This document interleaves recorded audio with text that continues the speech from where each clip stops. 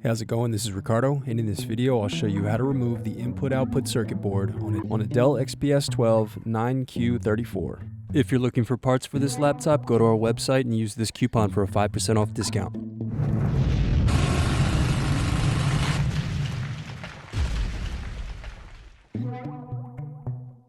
First, lift badge plate and remove screw. Then unscrew and remove bottom base.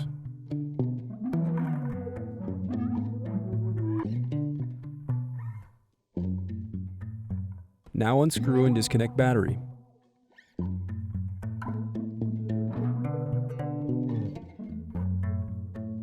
Then unscrew and disconnect input-output circuit board.